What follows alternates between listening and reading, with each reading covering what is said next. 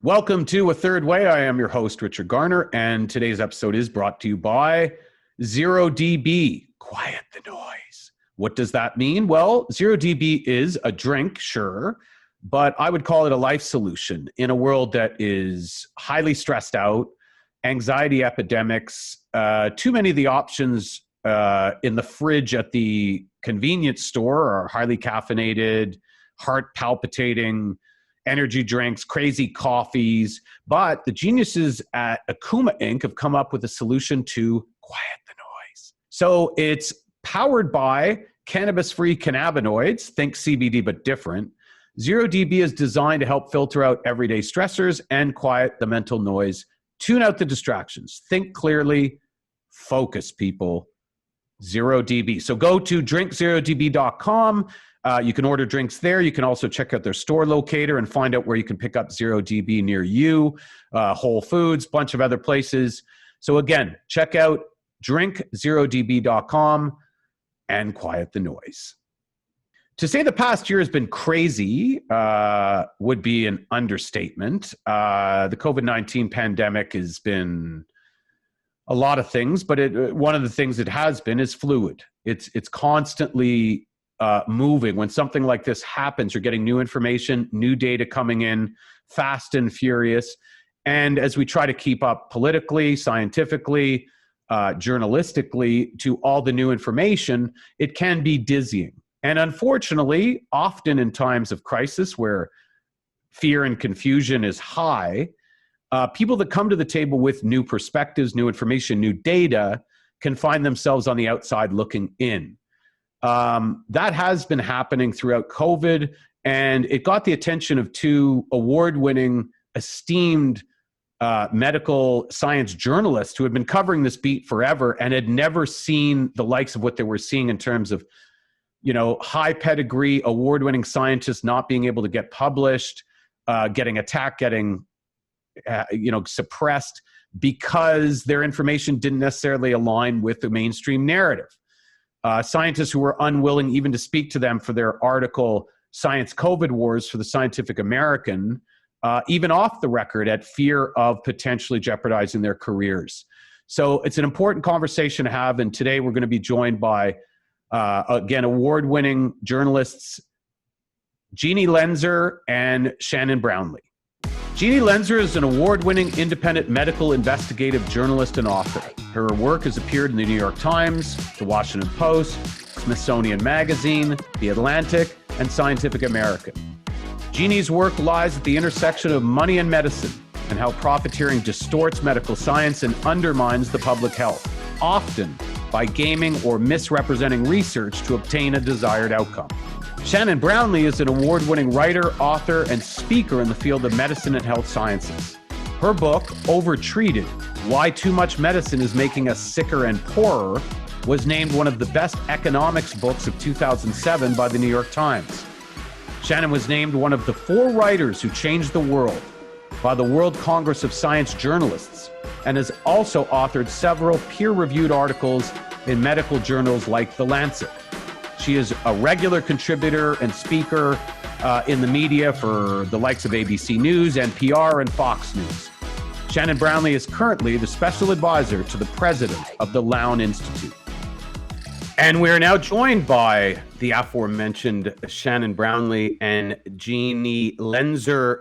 Welcome to A Third Way. Thanks for joining us. Hi, Happy to be here.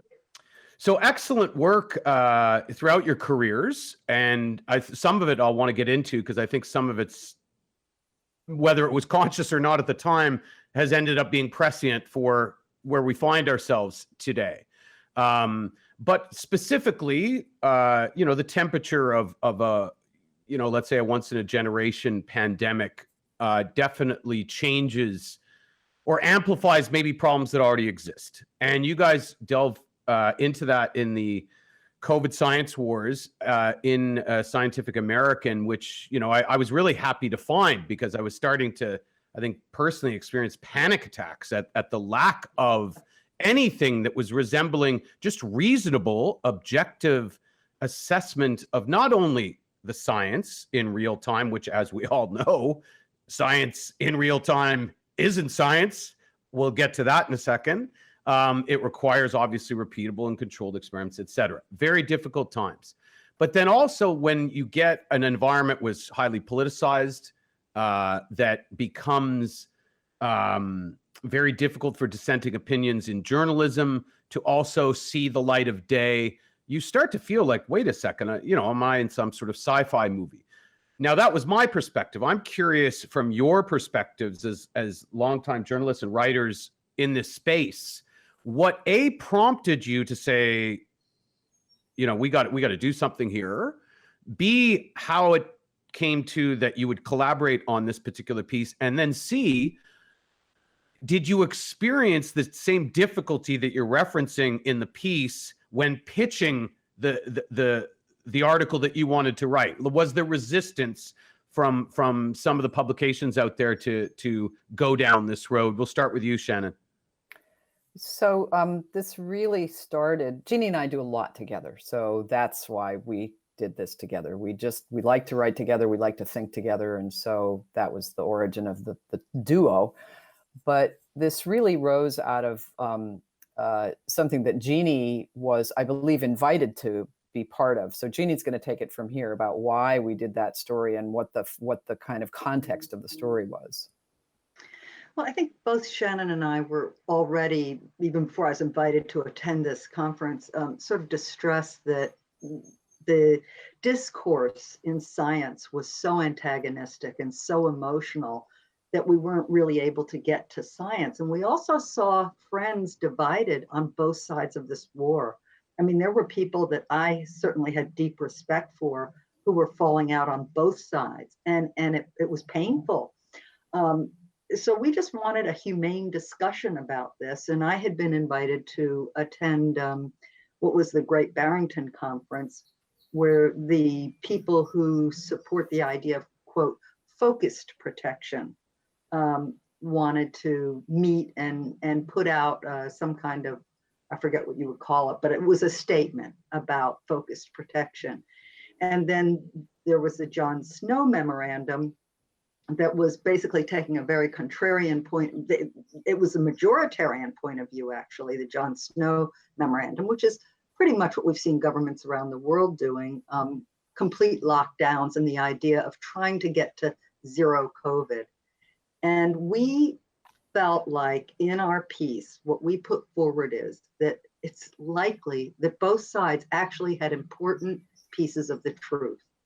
And so the example that we opened with was about this guy Pettenkofer and the scientist Robert Koch. And both of them in their time were very famous. I mean, Koch developed Koch's principles about germs and how you decide what causes a certain infectious disease. And those principles, those what they called Koch's postulates, were very important in sort of not guessing at disease, but trying to dive into what scientifically could be proven to cause disease. The only problem is that Koch was rigid in his own way and said that you could only have disease if it was caused by a germ that you could isolate, and then you take that germ, you put it in a healthy person, and that healthy person gets the disease. But it could not be the cause of disease if healthy people had that germ. And what Pettenkofer said was, wait a minute, and Pettenkofer was his own colorful personality. He eventually shot himself to death. But before he did that, he asked Koch, he said, look, it can't be that it's just a germ that tells us whether people have a disease. There has to be some, what he called a local factor or environmental factor that allows people to get a disease. And he was so convinced of that he asked Koch to send him some vials of cholera, because there was a raging cholera pandemic at the time. It was killing millions of people. And in this, very theatrical display, Pettenkofer takes the vials of live cholera germs and swallows them. And a few days later, he informs the world that not only is he not dead, but he hasn't suffered any ill effects or lasting effects. I think he had some diarrhea or something.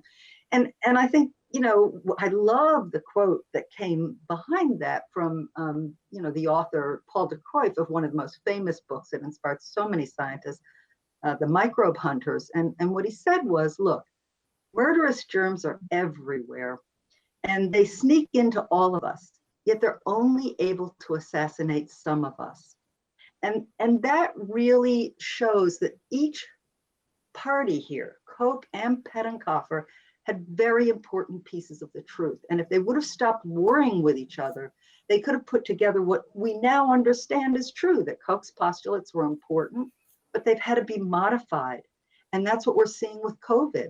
You know, the germs are the COVID germs are the problem, and yet they're affecting very different groups very differently. And I'm guessing when you do research for an article like this, you probably had a few choices historically. The story you ultimately went with, I think really punctuated and set up the piece really well. So I'm glad that was the choice. But, we could probably spend hours here going through historical examples of this type of, let's call it science warring. And really, let's drill deeper. Ego, right? Like, I find it incredible, actually, how seldom ego as a variable comes up. And there's a whole bunch of different ways you could approach this. But of course, we know about confirmation bias. We know if you think you're right about something, you want to be right. And when there's stakes involved, whether they be financial, career, tenure, etc., it so often gets in the way of good science. I'm guessing this isn't the first time or the last time, Shannon, we're going to experience maybe emotions getting in the way of us doing what's best for the collective best interest. Well, you're absolutely right. And it's funny because Jeannie and I talk to each other a lot about this. We don't really write about it that much, but about the fact that really good scientists are humble in the sense that they are always expecting that they might be wrong. They are always willing to be wrong. And in fact, that's kind of one of the principles of science, is that you try to disprove yourself. You think you're right. You think you have an idea that might be right, and you figure out all kinds of ways to show how you're wrong. And when you can't show yourself to be wrong, then maybe you were right. So this whole idea of humility, I think, has been lost. And that it's astonishing now to see the warring sides of COVID, the kind of anger and vitriol that comes out of having no sense of humility that maybe they might be wrong, that one side might be wrong. And I'm sorry to say that a lot of the vitriol is coming from the side that supports the lockdowns. And the assumption is that if you don't support lockdowns and you don't support all these sort of draconian approaches, and I don't know which is right, but if you don't support these draconian approaches, you don't care about people. You don't care about death. You don't care about all the people who've landed in the hospital. You're effectively a murderer. And you only care about money. And you only care about money. Yeah. And that's the part that's been the most shocking about the sort of current debate right now, is the kind of assignment of moral turpitude to the side that says, hey, wait a minute, maybe we're wrong about this approach. Well, okay, so this is where we need to go if we're really gonna shed light on kind of what happened retrospectively and hopefully, contribute to changing it as this goes forward. Because what you've just said, Shannon, obviously speaks to a very unique political environment that existed at the time. Now, personally, I wouldn't be confused with a Trump supporter. I literally once said on the air, I was asked to list people I hated.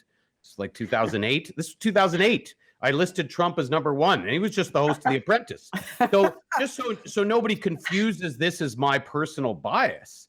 But what I did notice immediately, that within that environment, you mentioned money and you mentioned selflessness, greed, and whatever. And again, those are identifiers of people who see themselves as, more humane, more liberal often. And that when people started to talk about, well, what about the economy? The immediate default to that I saw from my liberal friends for the most part was, oh, you only care about again, putting themselves in this place of moral authority, and that they're better and more ethical than these greedy capitalists, whatever. And then, of course, what was lost in that was when somebody would say, no, like, you don't know that according to the UN, according to the WHO, according to every major NGO in the world, the number one determinant of health in the world is the economy. And the only people who ironically don't know that are privileged people who have never been affected by the economy in a health way. And then the UN comes out. The UN, I'd say pretty neutral. In fact, for the left, pretty lauded. They come out with a report in April, I believe it was April 22nd. The report, and they're not prone to hyperbole. The report is called Famines of Biblical Proportions. And according to their own assessment, they see that the world shutting down, the economy of the world shutting down, will lead to, in their estimates, conservatively, 130 million deaths. Yeah. 130 million deaths over the course of whatever. And then the irony of all ironies, to your point, Shan, the people who are criticizing, elevating themselves as caring more, and criticizing the people who just question lockdowns as less caring, when this was brought up to these people about, well, wait a sec, what about the UN report saying that what we're doing in the privileged developed West is actually going to have a domino effect, kill 130 million people? Yeah, I hear you. That's terrible. It's unfortunate, but we got to do what we got to do. And so all of a sudden, the irony of all ironies is that this selfish behavior you're accusing other people of, you are also doing what's best for you and the people closest to you. And in the end, to me, that's what was exposed, in a real indictment of people who believe they're better than others. And again, throughout this, we haven't gotten to the media. The role, again, you guys are science journalists, but in this particular example, historically, one was really getting in the way of the other. Talk about the role of how maybe journalism then made it difficult for the objective science or balanced science perspectives to get to see the light of day. Wow, there's so much there. It's difficult to unpack all of it because I think the press fractured incredibly during the Trump administration. And so it really did feel like the left and the right, Fox News was on the right, the New York Times and other places were on the left.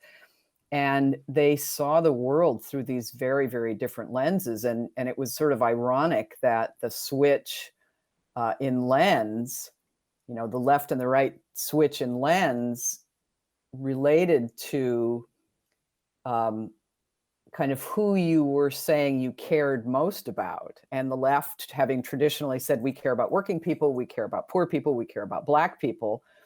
But we think lockdowns are really great, despite the fact that that's exactly who they're most affecting negatively.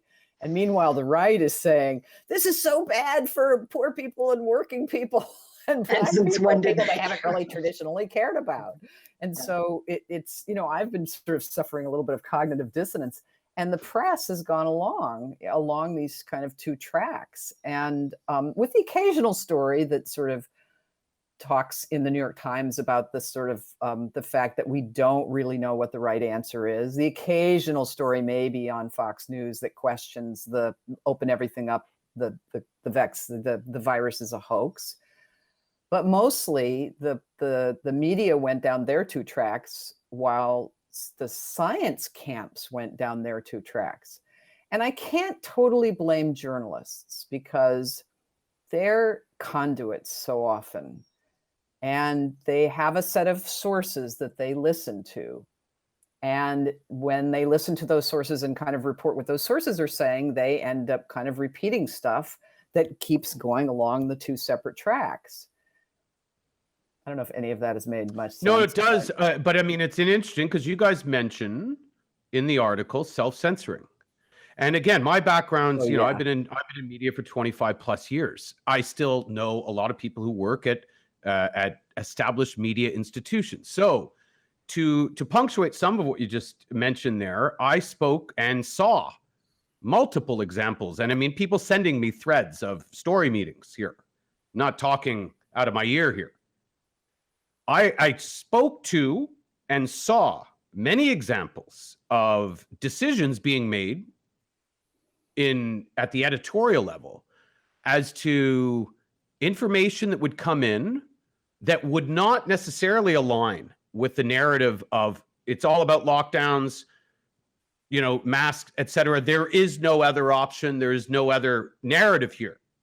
And of course, new data would come in. This was a fluid situation.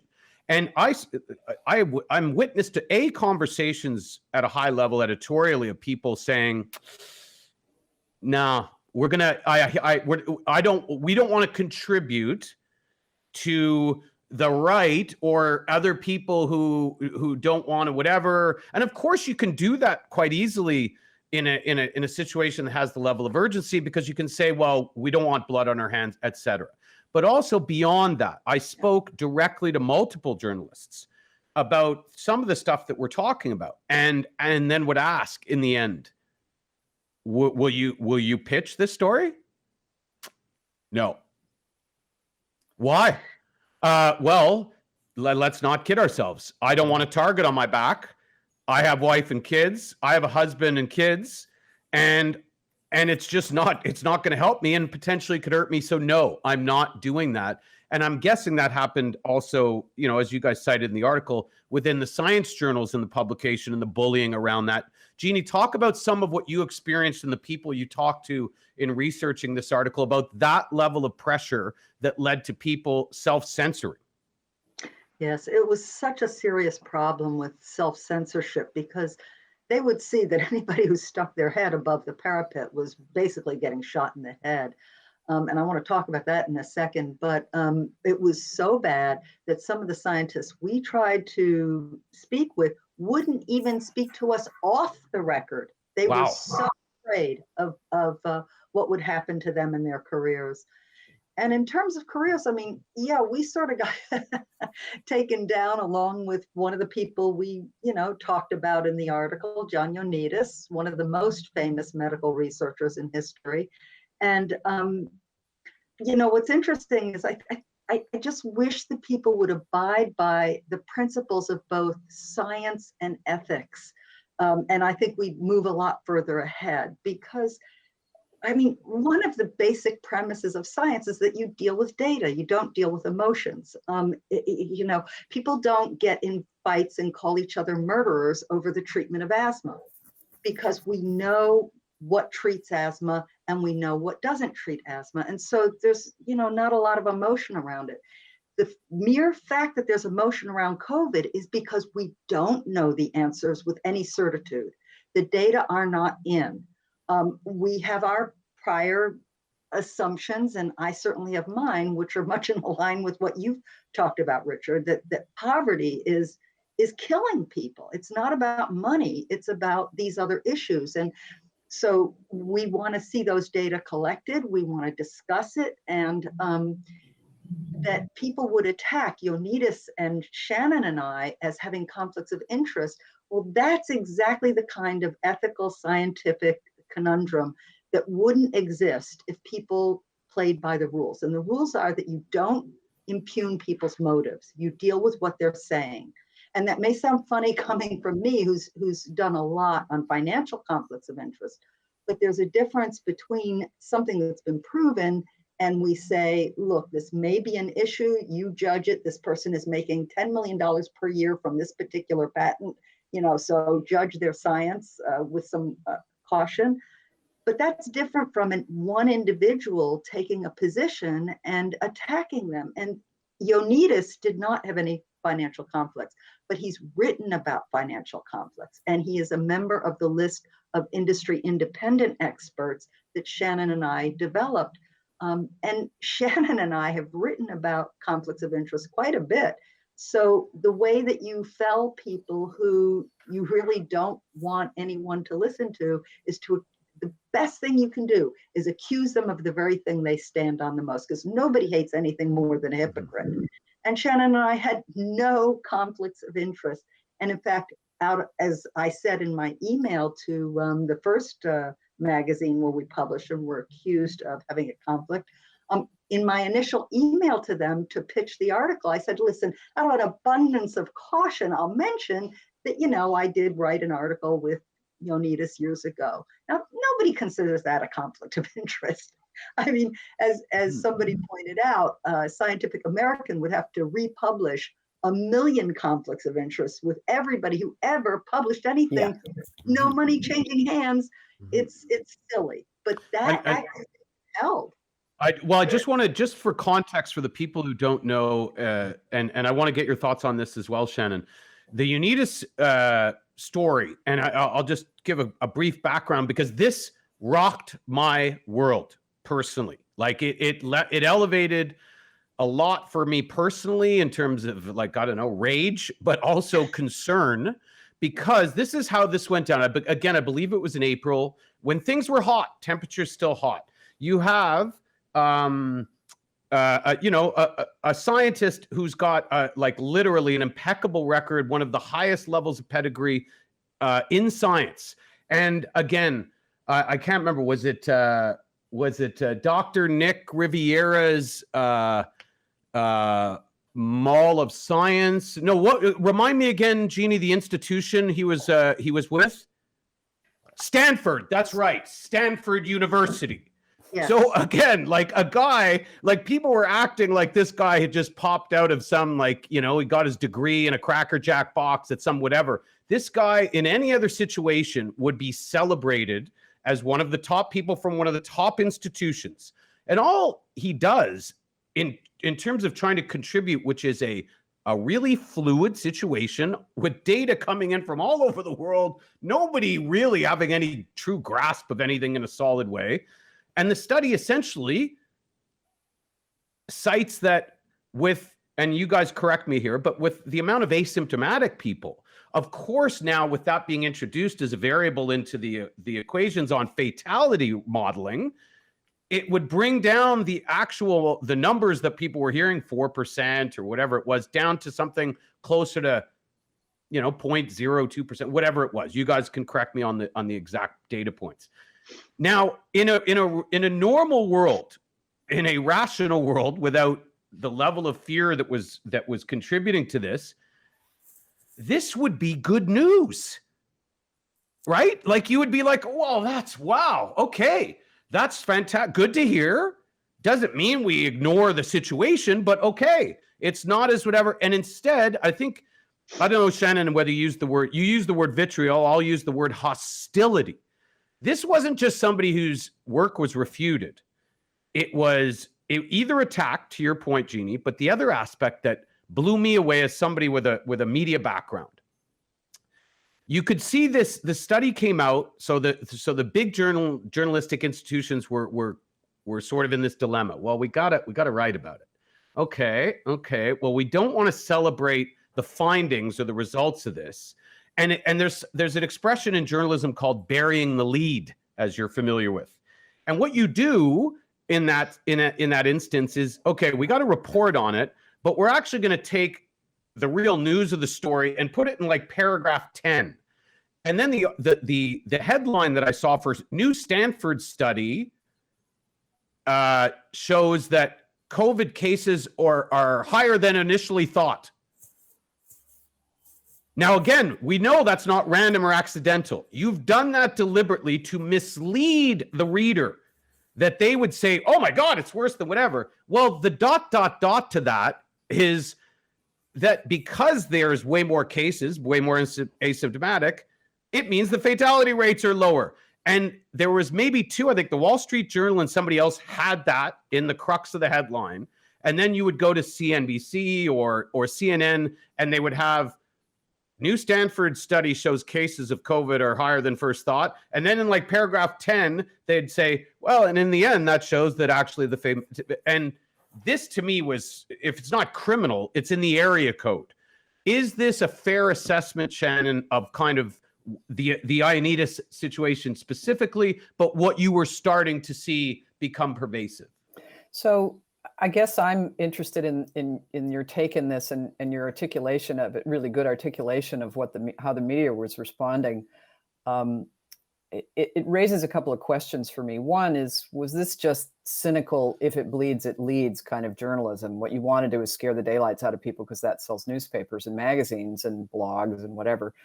Or was it a genuine effort not to downplay what was clearly a very scary situation?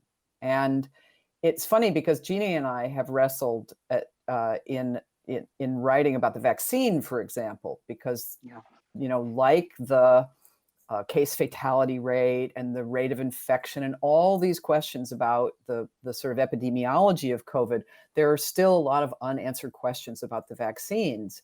And on the one hand, we think it's important that people understand that there are a lot of unanswered questions. And at the same time, we don't want to discourage anybody from getting a vaccine that could actually be able to damp down this pandemic, and because it's effective and relatively safe. And so we've kind of wrestled back and forth with how we do this. And so were these headline writers completely cynical, just wanting to sell their publication, or were they too wrestling with those kinds of issues? And in a pandemic, the stakes are very, very high.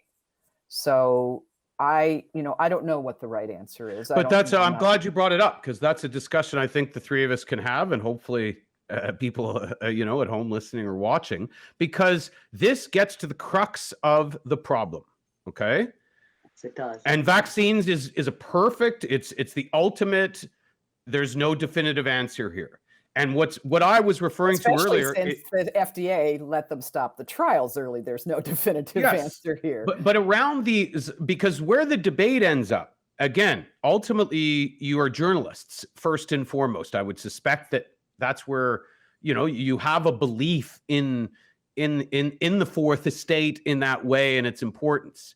But with that, for me personally, and I think for a lot of people, you're always careful about, okay, my job is to report the facts, right? And ultimately I do have to leave it to the reader or the viewer or the audience to come to their own conclusions. And my job as a journalist is to do as good a job as possible to present, again, the facts, the information, to help whatever. And what happens and again, I'm not saying what's quote unquote right or wrong, because to your point, Shannon, it's very complex. But when you get into a once in a generation, once in a century type situation where there's bigger stakes, like you talked about, do you have a responsibility, or is it within your purview to withhold information? So for instance, let's use the vaccines right now. Very difficult issue, because to your point, Shannon, like, you don't want to be contributing to, quote unquote, vaccine hesitancy. Having said that, there are side effects with vaccines. That's part of the deal. Now, to whatever extent that's somebody's responsibility to find out for themselves, or whether they're reading other information, again, that's a conversation for a different day, perhaps.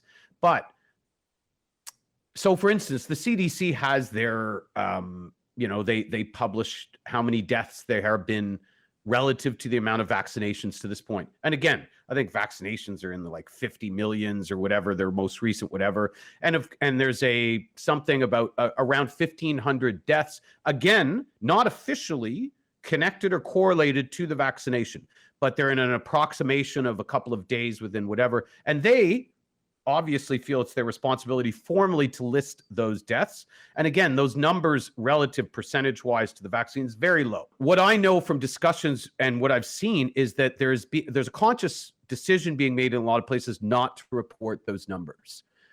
And so I'll put it back out to you, Shannon, on kind of what you were saying, and you, Jeannie, is to where does the journalist's responsibility lie to ultimately, quote unquote, censor information for the greater good? And I'm not saying I know the answer or I pick one side or the other, but I would imagine it makes it very difficult as journalists. Well, before we answer that question, I want to just say one thing. The piece in the Scientific American that we did was it was an opinion piece. It was labeled an opinion piece. It was an opinion piece. And Jeannie and I have this sort of weird position in that we are journalists, but we are also experts. And so we kind of straddle those lines. But those pieces in Undark and in Scientific American were opinion pieces. And I'll let Jeannie answer the question about whether or not you self-censor and don't include information because it might be dangerous. But I know what she's going to say. Yeah, that's something Shannon and I have struggled with, because obviously it is important. Lives are at stake. And what we concluded is to do the exact opposite of censorship, but to lay out facts as we know them. And some of the facts are uncertainty. And uncertainty is so important to acknowledge. In part, some of the distrust that's coming out when people say that these are vaccine hesitators and vaccine, what's the other word? Not just deniers, but the refusers. Anti-vax. And they try to say that it's just either unintelligent people or Trumpers who refuse the vaccine. We know lefty physicians who are very hesitant about the vaccine. Why? And I consider myself one of them. I mean, I'm a progressive, and I was very cautious about the vaccine until more recent data has come out that has made me feel more comfortable. But why is that? Because we've been around for 20, 30 years watching the headlines of one scam after another, where drug companies concealed harms, exaggerated benefits, and we know that we don't necessarily have the trust in drug companies and what they put out there. The other thing is that we also know that preliminary data, there are studies that have specifically looked at what happens when you cut off a clinical trial early. And there's a bias towards benefit. It's not a bias towards harm, it's a bias towards benefit. And that's been shown over and over. So when you stop a clinical trial early because you see a benefit, when later studies are done, that's when you pick up that A, the benefits aren't as great as we thought, and B, now the harms have accumulated. So yeah, we were distrustful. It's an interesting conversation because I find myself when you start to again drill down into these more macro conversations about, especially within a very unique time, you end up veering towards the quote unquote softer sciences, right? The less tangible 2 + 2 = 4 as you get into psychology, you get into sociology, you get into groupthink, which you guys referenced also in the piece. And so these are very difficult because we still are tip of the iceberg in terms of our real understanding as to why we think and why we behave and the emotions and how that all affects us. But to your point, there's not a lot of things that I can remember in my life where there's as close to a consensus as you're going to find if you interview 1,000 people on the street and ask them, what's your overall trust in pharmaceutical companies? Like, there's very few things, right, left, whatever, where you're going to get a bunch of people going, who are we kidding? They don't have and again, regardless of the subjective opinion on that, to your points, people like yourselves have written about the decades worth of evidence around misleading information, exaggerating results, outright fraud and corruption. The list goes on. Fines that are built in essentially as externalized aspects of their business model in terms of whatever. And then you arrive at a point, which is, again, an incredibly serious, unique, and urgent time in history.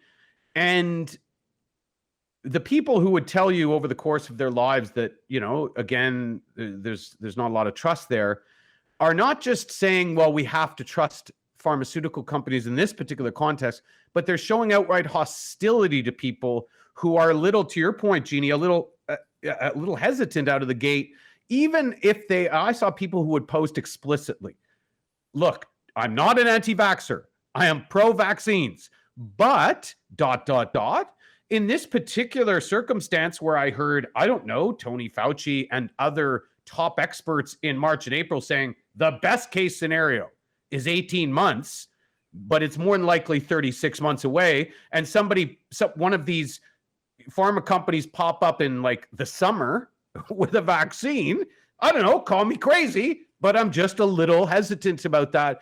And it lasted for a day where I saw a little bit of empathy and people be, I hear you, but don't worry, they've already tested. Of course, everybody's a medical expert now, right? They're parroting what they read, but they're reassuring somebody else there's nothing to worry about. but it happened very quickly, Shannon, where you just saw people go from somewhat patient with that perspective to, you're an anti-vaxxer, shut up, you're going to cause whatever.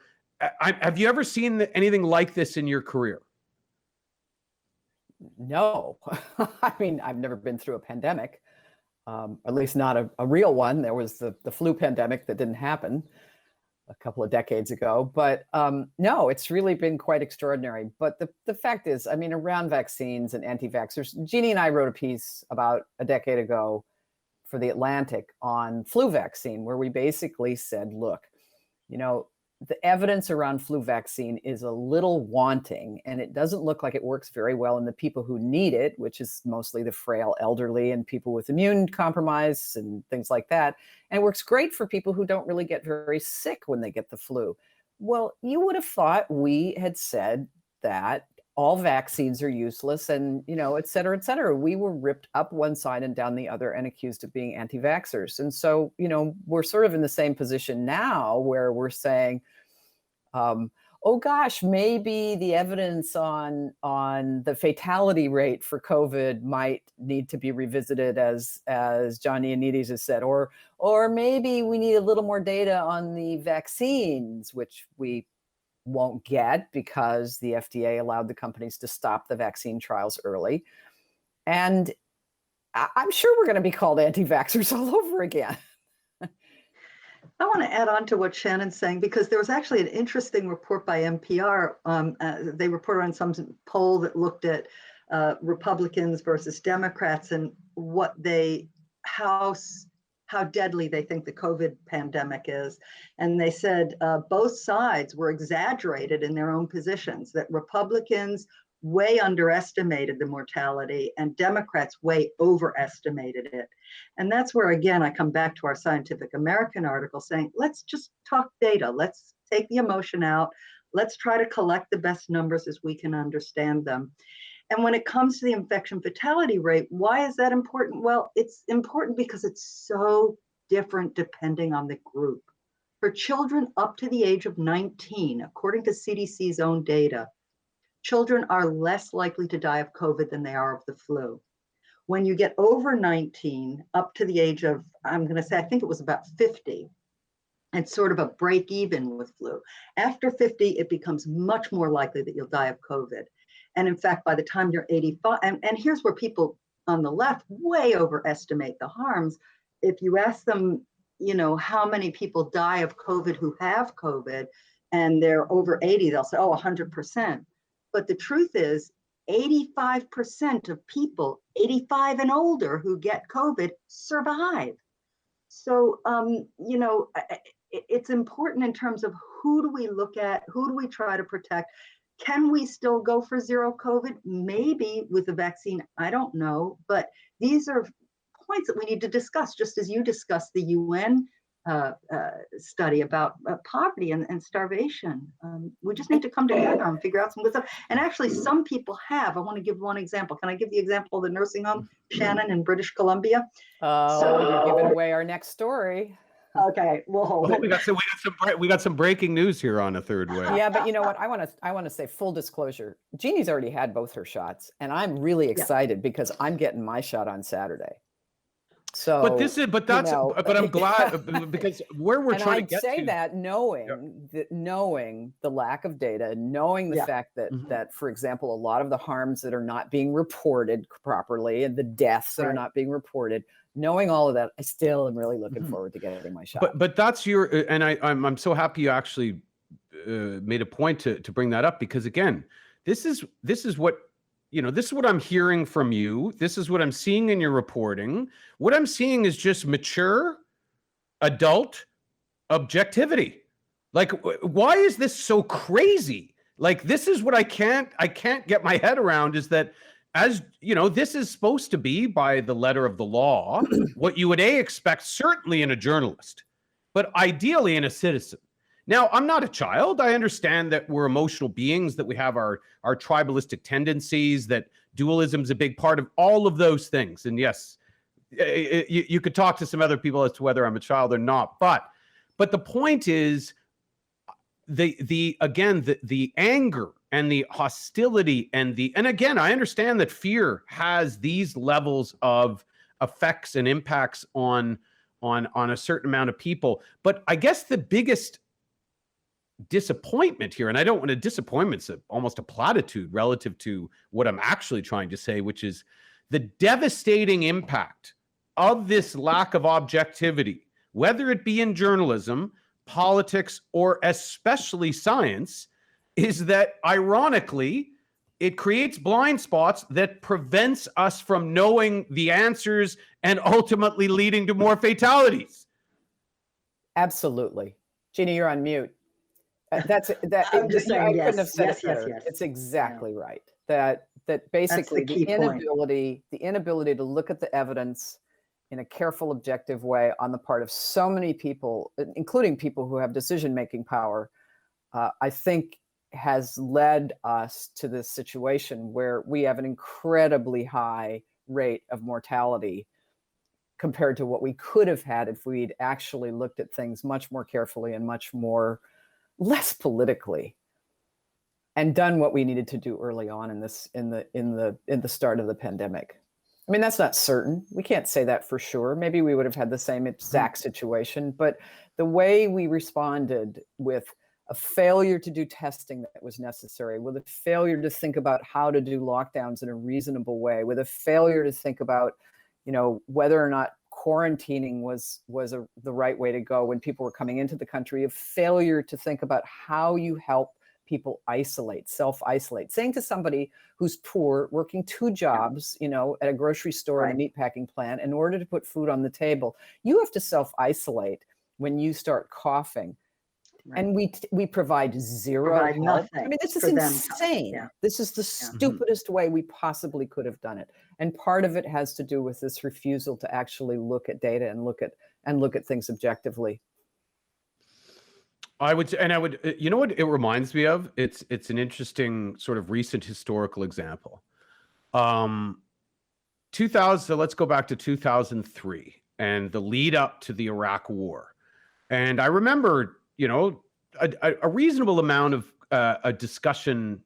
Like I remember going to a protest here in Toronto. And I remember there was a day that there was mass protest around the world because of course there were a lot of people at that time, maybe the temperature had shifted a little bit from September 11th for people to say, well, wait a second, Iraq, what does that have to do with whatever? Right. But in the US, understandably, the environment was still hot, even within 18 months to some degree. I'm not saying there weren't people questioning it, but if you went to the pages of the New York Times, the Washington Post, the LA Times, et cetera, watched CNN, watched Fox, watched whatever, there was an unbelievable consensus across the board. There was no questioning. There was go to war. There was no other option. And again, in my lifetime, I don't remember any other example of this. So I guess to some degree, I'll give credit where credit is due-ish.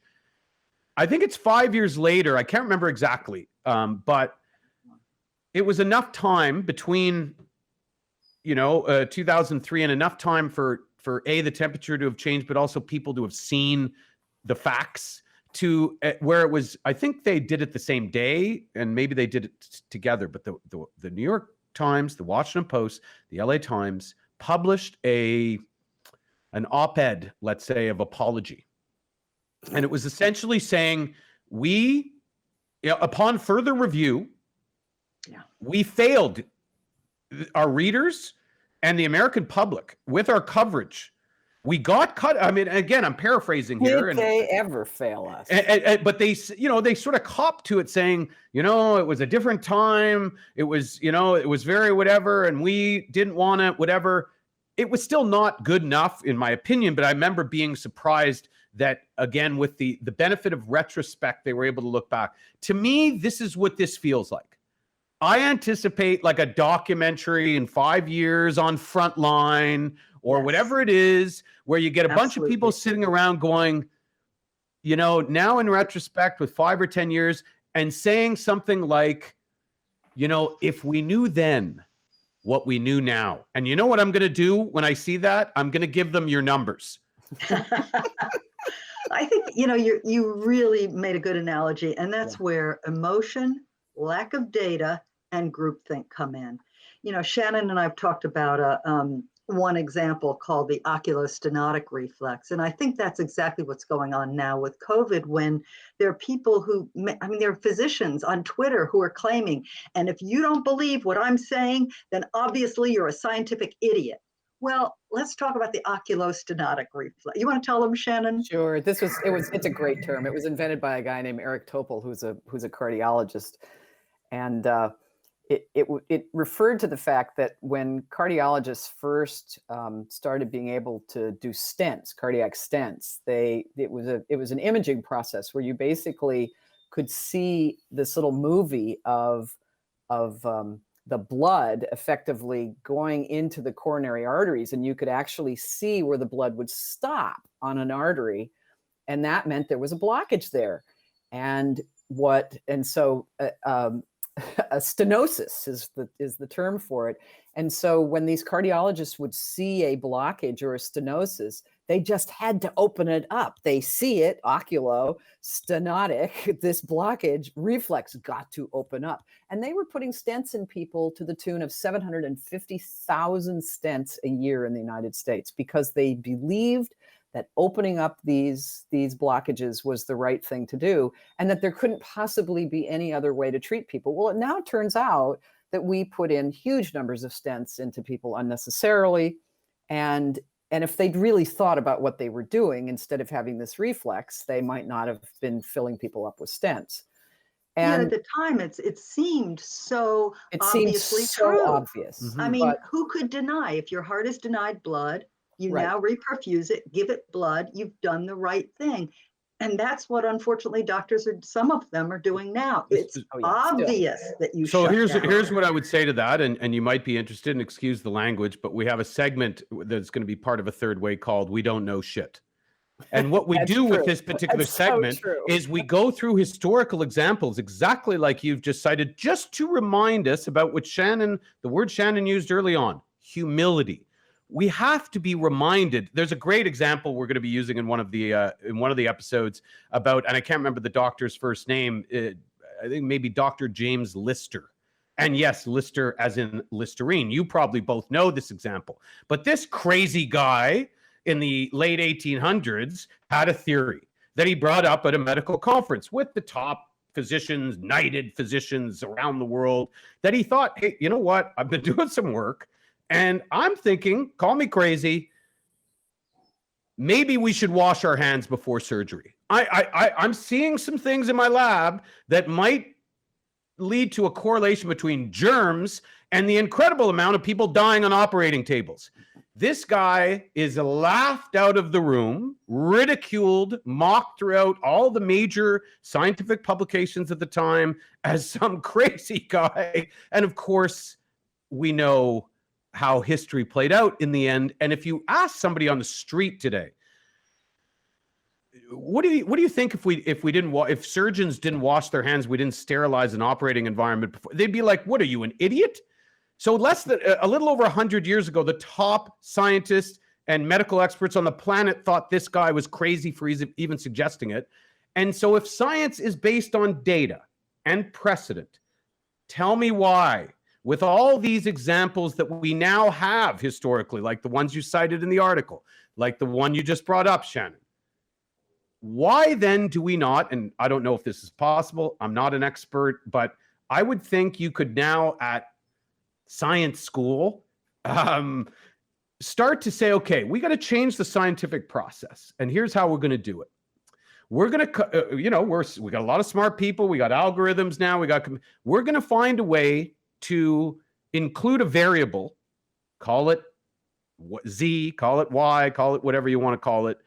And that's going to have some sort of aspect to take into account human cognitive bias, ego, whatever it is, that we can be wrong, like bake it into the whatever, because it's one thing, Shannon and Jeannie, if it was 100 years ago and this was surprising to us that we had been quote unquote wrong, or had all these examples that illustrated to us that, hey, in the present, we need to be more open-minded. We need to be more objective, or we're bound to repeat the mistakes we have before. Yet we sit here in 2021 And it's still, I don't know if you're any more optimistic than I am that if this happened next year, that we'd see a much different result. And, you know, I don't know, maybe that's just me putting words in your mouth, but maybe we'll end on that, Shannon. How do you see lessons learned here that can be applied to how we might do this again in the future? Well, since we keep doing it the same way over and over again, I guess I'm not terribly optimistic that we're going to do it differently the next time.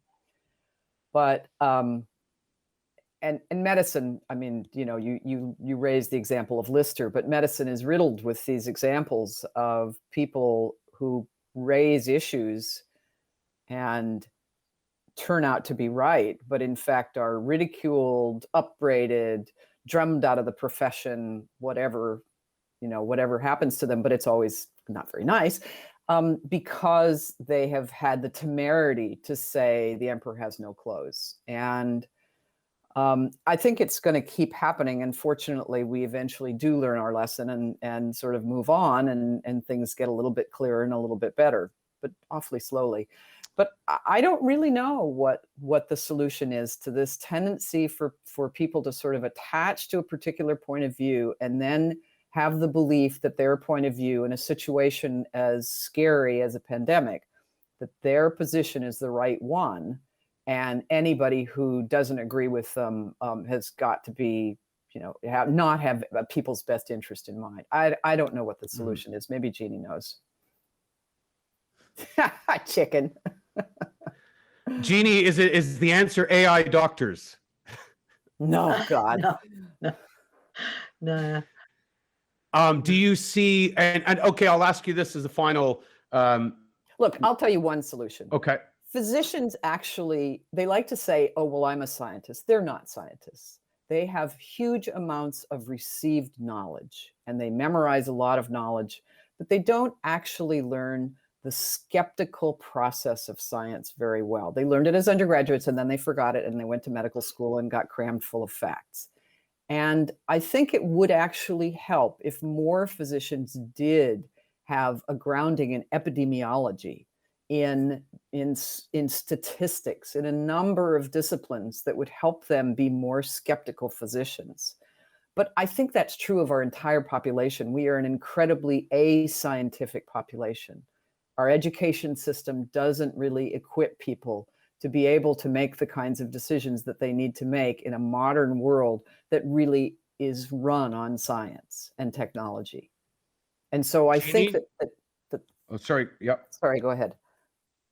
No, I was just going to say sorry, and I agree. And again, I'm not filled with solutions here or optimism, you know, because again, I think to your point, Shannon, right now it would be out of character for us to take such a pivot. But you can argue that history shows that at times where significant things happen, there are sometimes quantum leaps in sort of evolutionary behavior. Jeannie, is there something that you would point to as a sort of a final word as to what you would like to see, and that would maybe give you more reasons to be optimistic for a future that's a little more objective and open-minded for new data when it comes to the table? Well, I see two forces that are primaries, and unfortunately they're going in opposite directions. I'll start with the difficult negative one and end with the more positive one. That the difficult negative one is that money's gotten bigger and bigger and bigger in this. And so scientists who say anything that might threaten the income of their university or the drug company, they are quickly put out and put down. On the other hand, what's positive is that I think as time has gone on, people are beginning to realize that things are very complex, a lot more nuanced than we thought. It's kind of interesting that what the focus prevention people talked about, that some things, especially for young people, should be able to go ahead. Biden embraced. Schools would open immediately, and suddenly there was no outcry.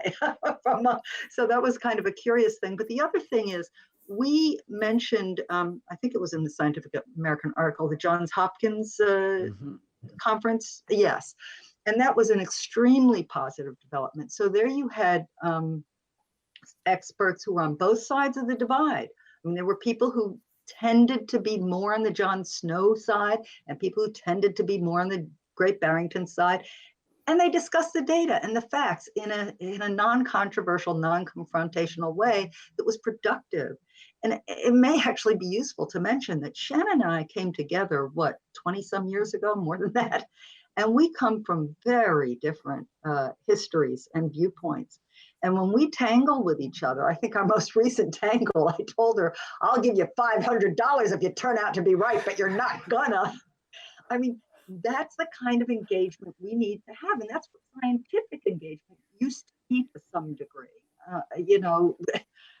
You came from different points of view and you argued the points of view. And we need to get back to that so we can make progress. I would agree with that it's been amplified. And again, often when something exists under the surface, it gets amplified when things, potentially go in a direction that but I'm encouraged by the fact that Scientific American published your article, which was, to me, I was really encouraged by that.